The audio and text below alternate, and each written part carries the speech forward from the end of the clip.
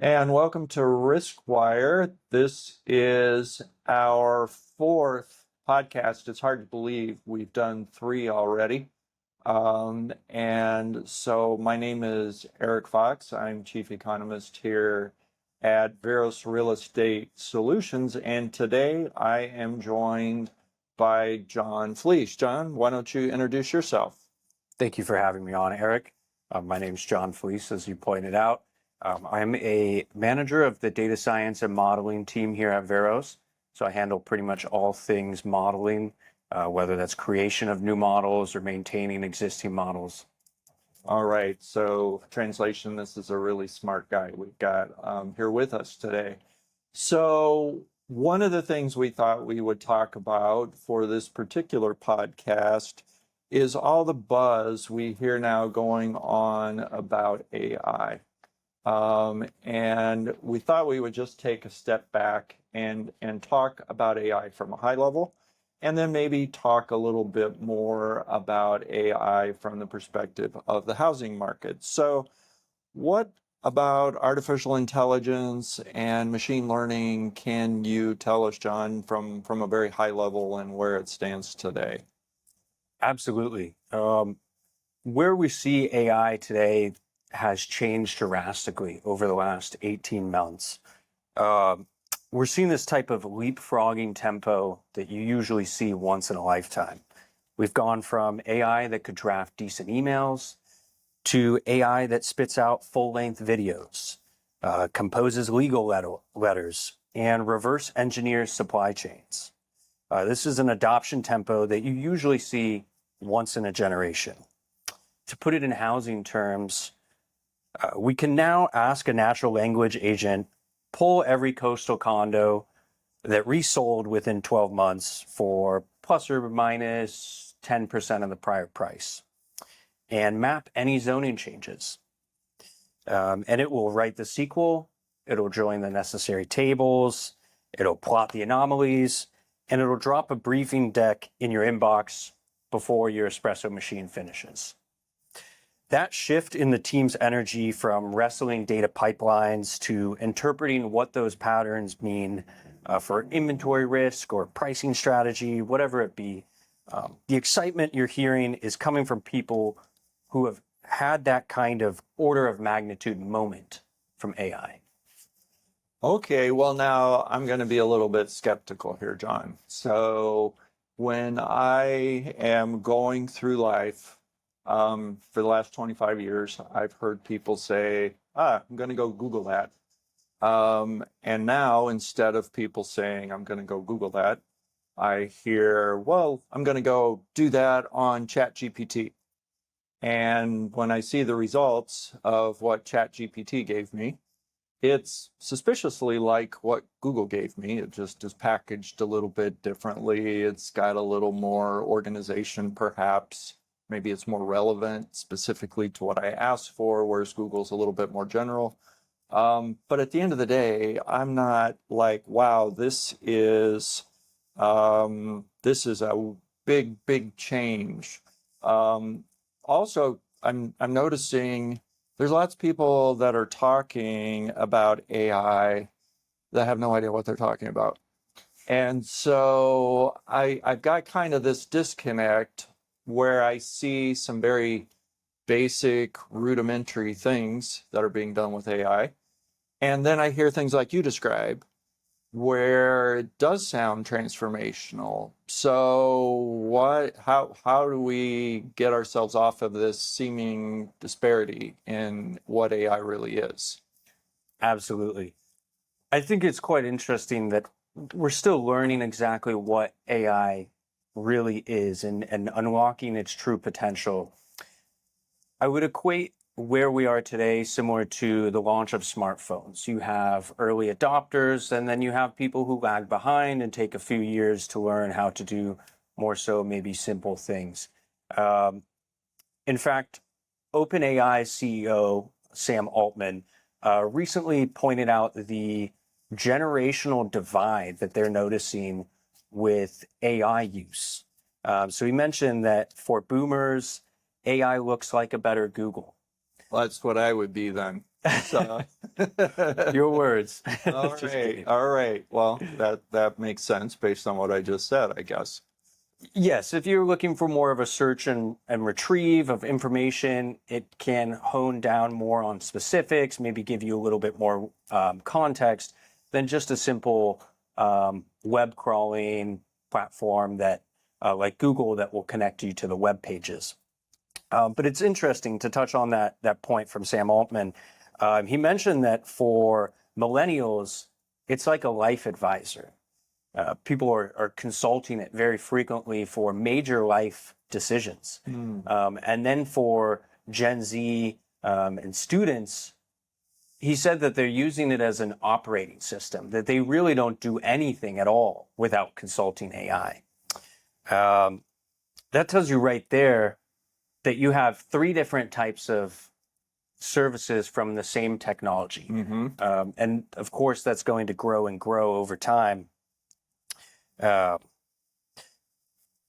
yeah, it's really powerful stuff, but it also means we risk mistaking fluent text for flawless truth. These large models can still hallucinate.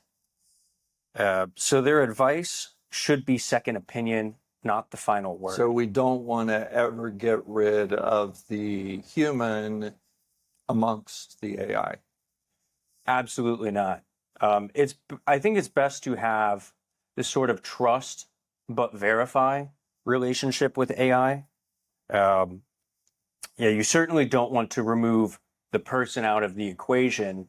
Um, to put quite an interesting example out here, if you were to create, let's say, a military AI, and you say, I want to remove all of the nuclear bombs that exist. Well, without proper guardrails in place, it may say, well, let's just bomb all of the humans. Statistically, it's correct. You definitely wipe the threat of nuclear war if you wipe out the human race. But we can't have anything like that happen. So, of course, we will always need human oversight on top of these AI systems. We need to make sure they're operating correctly. But more importantly, we need to see AI as a tool, something that can turbocharge everyone's jobs, everyone's roles currently, rather than something that is going to replace them entirely. Well, and I think that's a very valid point, and I guess what I'm seeing in the real world today, it doesn't feel like we're quite there yet. And you rightly said a minute ago that we're in the infancy stage. But when I see somebody use generative AI to create an image of somebody driving in a red Corvette down a mountain road, and it's a fake picture that they can use in whatever they want without paying royalty on. Okay, that's pretty neat. But is that going to change the world? I don't think so. And if we're going to have, as you said, Gen Zers now don't do anything without consulting AI. So are we going to now have this technology that they use to write their research papers and not do original things anymore? Is that even a good road to go down, even if it can write a research paper just by typing in one query and boom, there it is. And it's undetectable. I suppose if I were going to write a research paper in college, I would want to make sure somehow that it's undetectable, or I would make tweaks to it so it was sort of my own. But is that even a good thing? Some might argue it is. Some might argue that it's not. One thing I've been saying all along is that I really think there's kind of two transformations going on. There's clearly AI. But I think the bigger transformation that's going on now is with computing power. We are seeing a very transformational time occur now in transformational power as we go from old ways of computing with CPUs to now GPUs.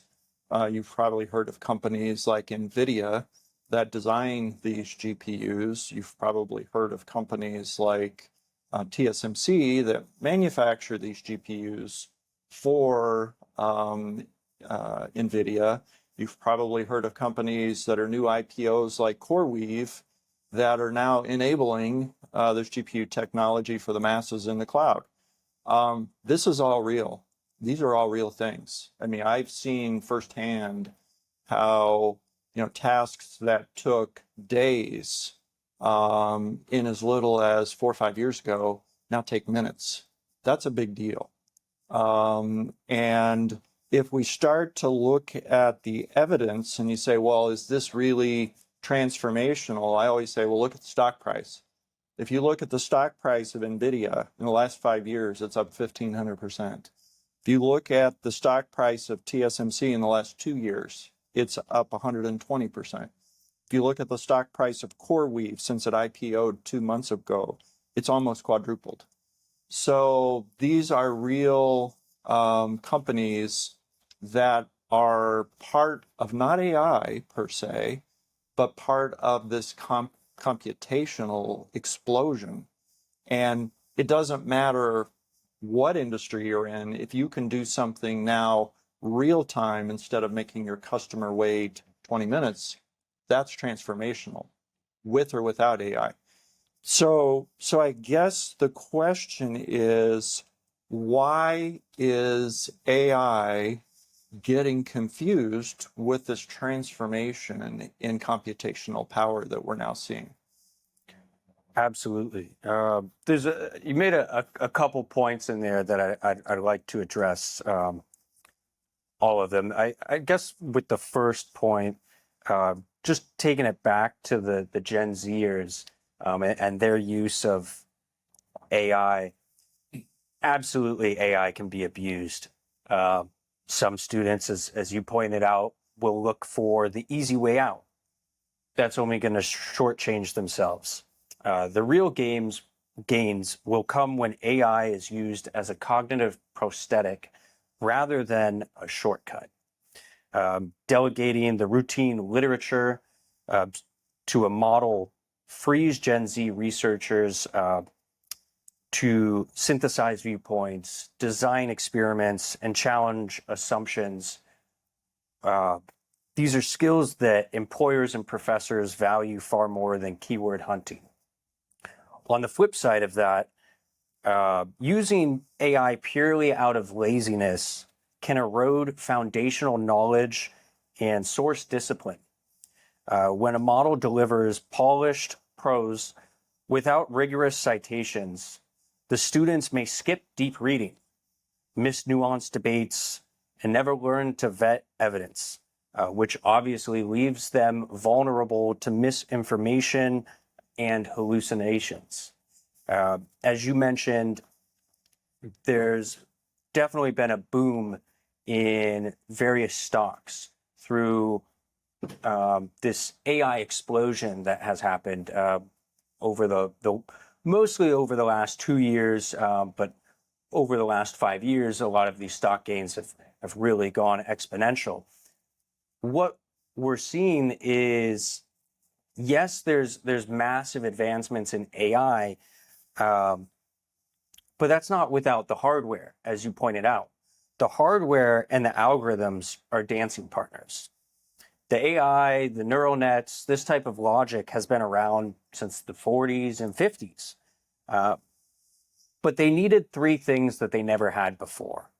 That's cheap parallel compute, oceans of digital data, and tooling that hides the math from non-PhDs.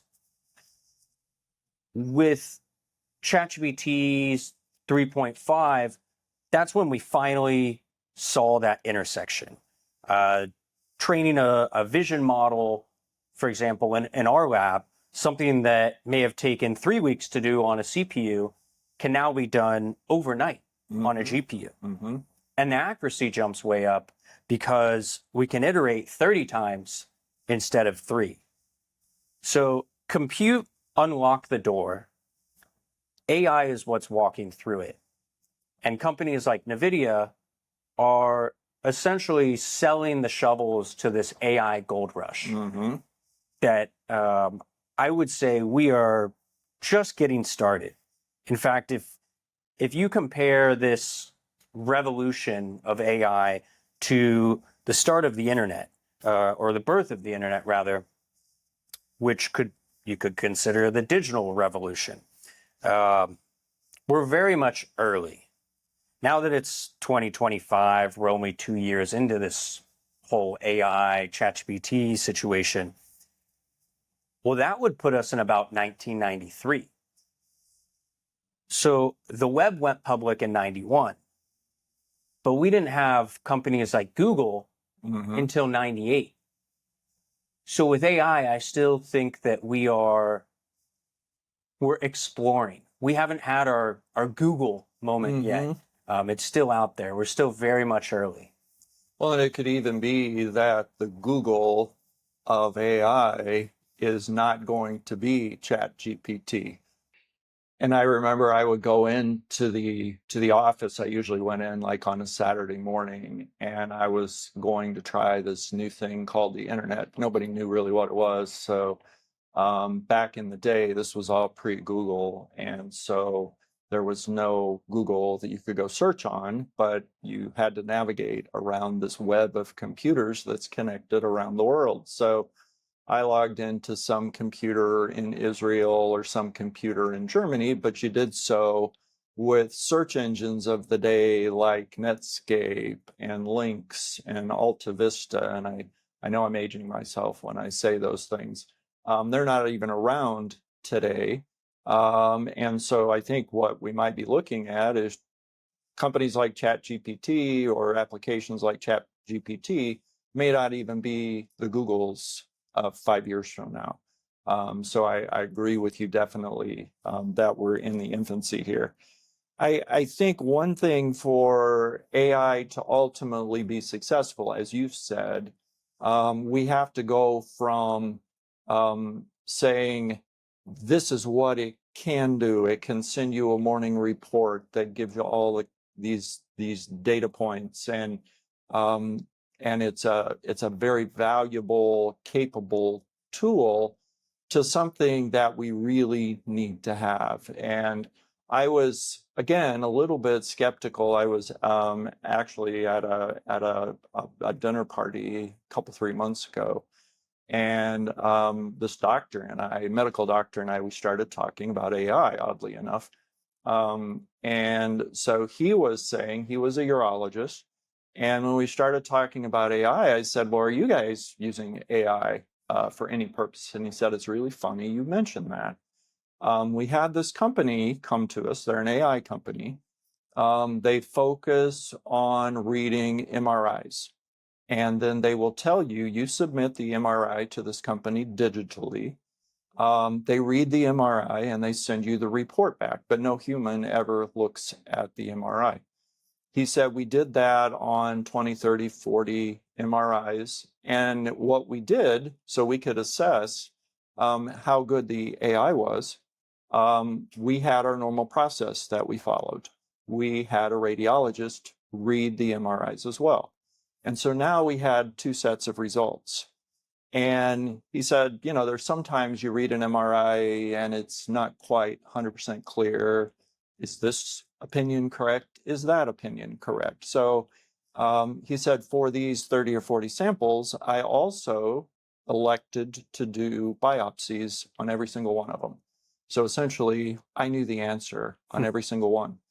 He said at the end of the day, the radiologists were correct 80% of the time, and AI was correct 100% of the time.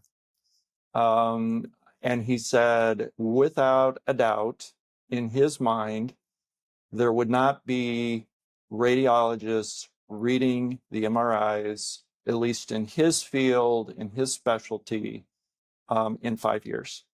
That was his comment to me. Those aren't my words. That's not me wishful thinking or making up stories. Those were his words to me. So once he said that to me, I thought to myself, well, maybe there is something to this more than just being able to generate a fancy report, generate something automatically that we may or may not need, that's neat, but could truly be useful. And if I go back to the beginning days of the internet, sometimes it's like, wow, there's a neat website here. It's got a lot of information, but I'm not sure this is going to take over the world. Well, now we go to the internet, we can pay our bills.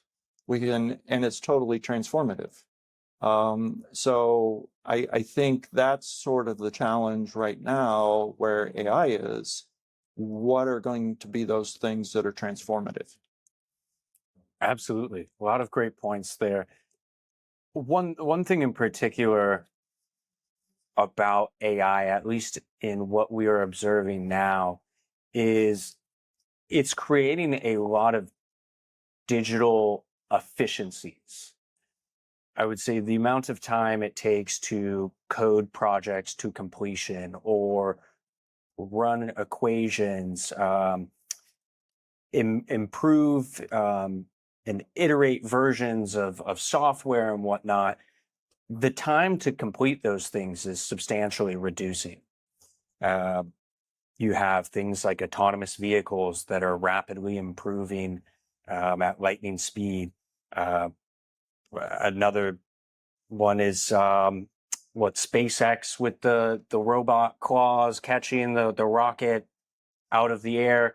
I would be shocked if they didn't leverage AI in some form or fashion of that coding. And where AI is helping a lot in some of these coding processes is similar to coding. Like with any business, you have a lot of overhead. You have to lay foundation before you can get into some of the specifics and the nuances of the project.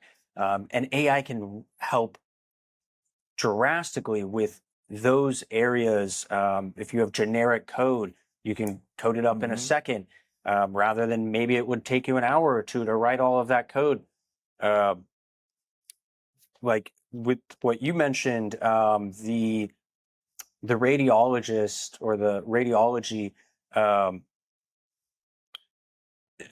would still imagine that you have a human in place there. Like I said, it's best to have a trust but verify. But you likely don't need a second radiologist to consult. You would have the AI and then likely a radiologist expert that oversees the AI predictions and confirms the results. Sure. But a lot of that is that we are really we're at the tip of the iceberg, just scratching the surface here. I mean, just last year, we saw Google, a few people from Google's DeepMind with their AlphaFold and the folding proteins winning a Nobel Prize in chemistry. That was just a few months ago.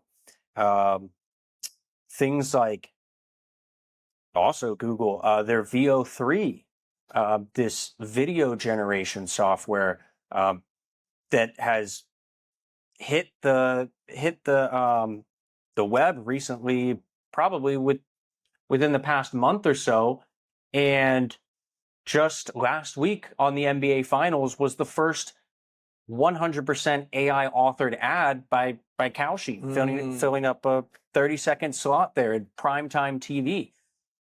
That whole commercial was done with a marketing team prompting an AI. They didn't need to hire anyone for set production and whatnot. So what I think AI is starting to form is massive efficiencies. So for example, maybe engineering organizations, you likely don't need 10 to 20 engineers to accomplish a single project. But whereas you may have one or two that are turbocharged with AI, and then the other 8 to 18 can work on other projects. So the output of humans it's expanding. We're really turbocharging ourselves by utilizing AI as a tool,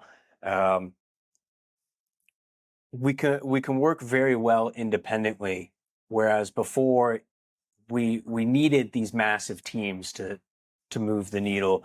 Now you kind of do that with just a single person and some prompts. Sure, sure.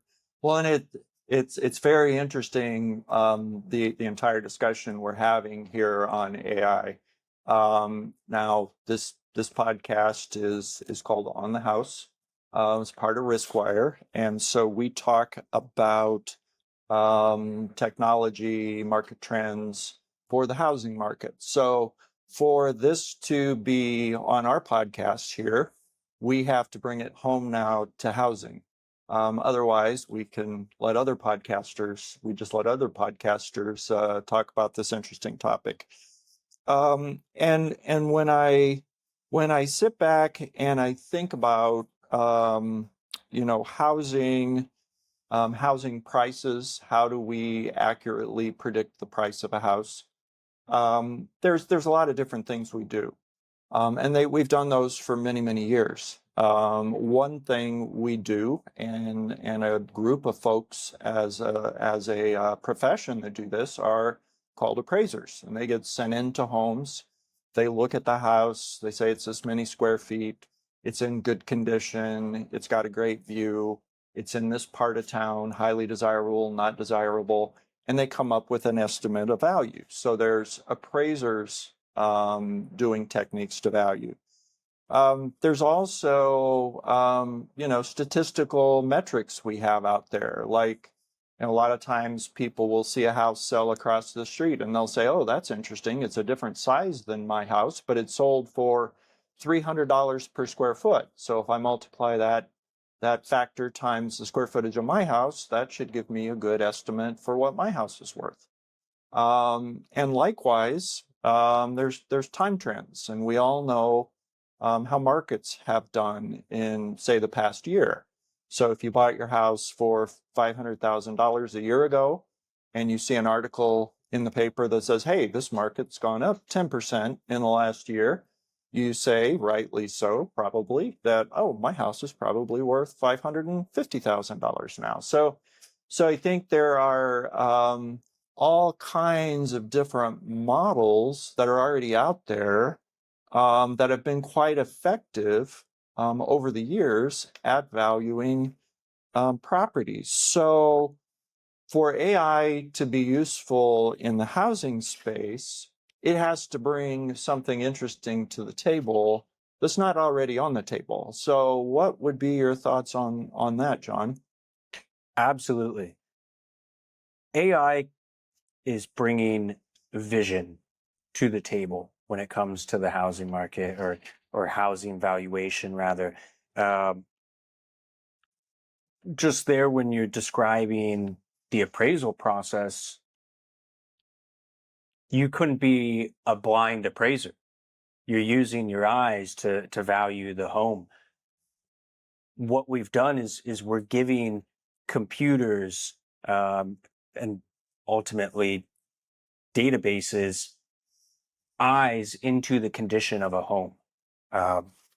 Vision is the most technically demanding corner of the stack when it comes to valuing properties. I mean, generally you can get public records data, and you've got all these property characteristics, and like you mentioned, statistical models. What you don't get, or what you haven't got, is vision until now, because of the vast advancements we've been able to make with AI. For example, our Room ID network processes millions of listings a day, distinguishing kitchens, baths, unfinished basements, etc., with production grade accuracy. Then comes the tough part, which is the condition scoring. That took years of data curation and model tuning to achieve, optimizing different forms of neural networks. But now we have the ability to distinguish granite from formica, fresh paint from nicotine-stained walls, healthy drywall from water damage, and even gauging natural light quality. When those enriched features feed an AVM, they finally quantify why two seemingly identical tract homes sell at different prices. Well, so that's an interesting comment you make about training, and somebody told, and it's a very intensive process, as you said. Somebody told me a story once about training, and they said, "Oh, everybody trains these networks all the time." And they said, "Eric, you've been training all these networks for Google and Facebook for a long time." And I'm like, "What? No, I haven't." And I said, "How is that?" And they said, "Oh, you always see these screens that, prove you're a human being. And then you'll get 4 weird photos or 9 weird photos in a grid. And it'll say, check all the boxes where there's a stoplight. And you'll have to check where you see a stoplight. And then you click OK. And it's like you think you're getting the answer right to a question. That's not what it is at all. You're helping them train which photos actually have a stoplight in it, so that down the road, when they need to identify a stoplight for whatever application they have, they now have trained photos, models that live on top of those trained photos for which to do that.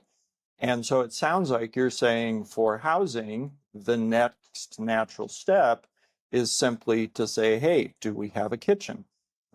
Is this a bedroom? Is this a master bathroom? Is this a front? Is this a pool? Those are natural steps that are very similar to what Facebook does in identifying stoplights and cats for the housing market. I know, John, that's one of the things that has really been difficult prior to AI and machine learning, is that was always one element you could never really truly have in your models. And we knew it mattered because you would see 2 identical houses, same square footage.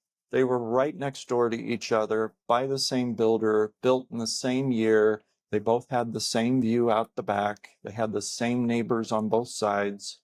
And yet one sold for $849,000 and it was on the market for 1 day, and another one sitting at $750,000 after multiple price cuts, and they just can't sell it. And then you look at the pictures and you say, well, that's obvious. This one has been upgraded. It's got fantastic, granite countertops. It's got high-end appliances. They have spared no expense. This other one looks like it was built in 1980, and they haven't changed one thing in 45 years. So that is going to directly influence how much something is willing to pay.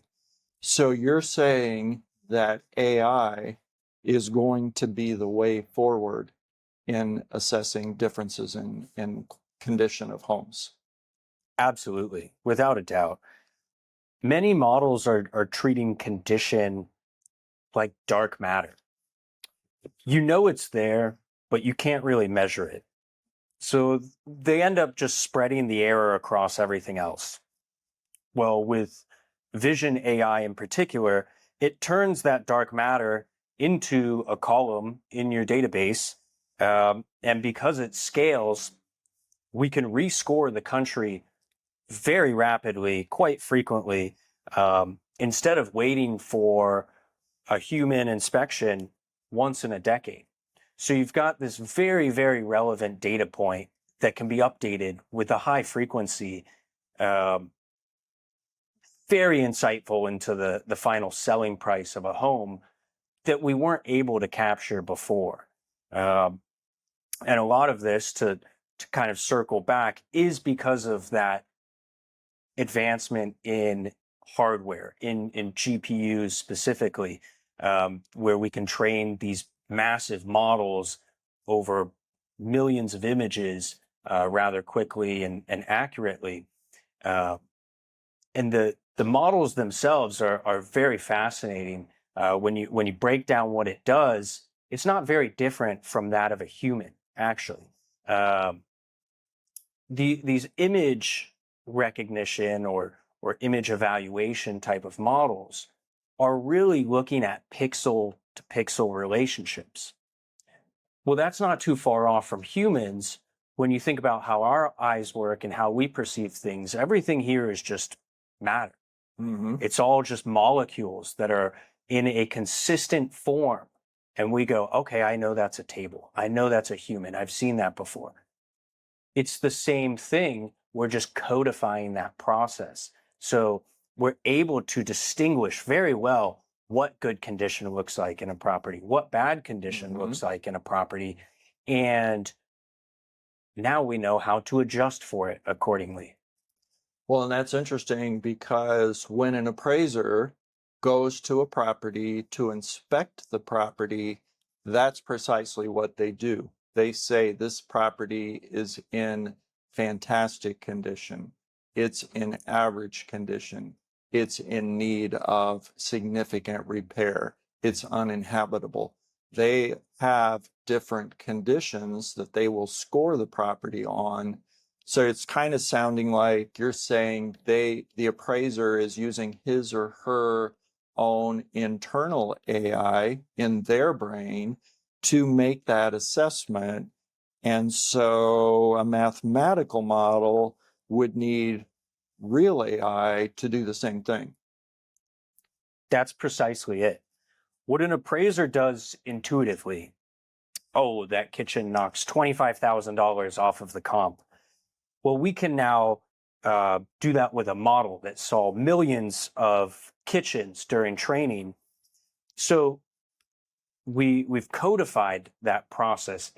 We have a mathematical formula for actually evaluating what the true adjustment for, say, that kitchen or the overall condition of that property should be.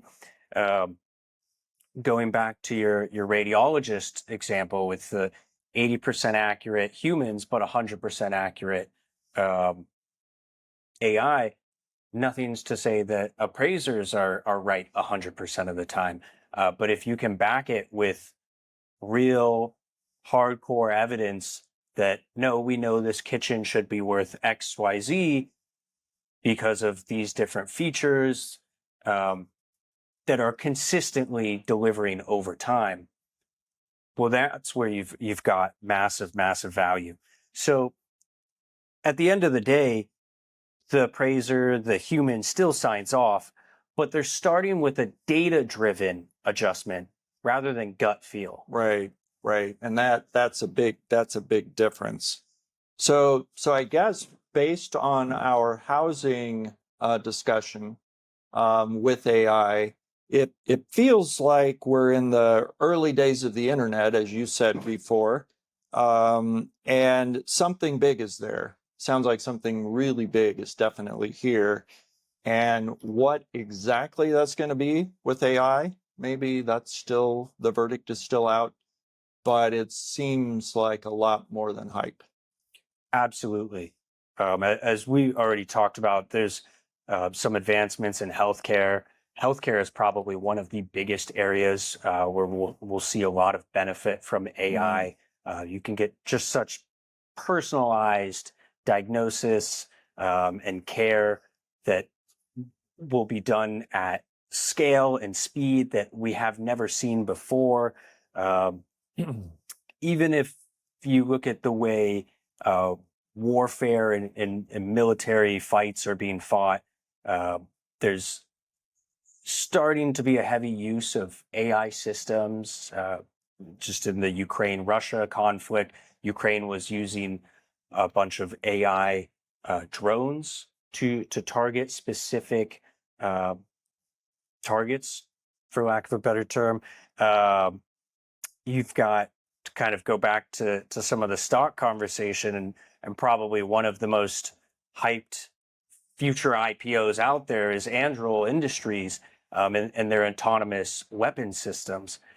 So there is a lot of hype around AI. And I would say it's not overhype across the board. Now, naturally, you've got some companies or services that say, oh, we're the next big AI thing, but maybe they're just a ChatGPT plugin. Mhm. We saw this with the web.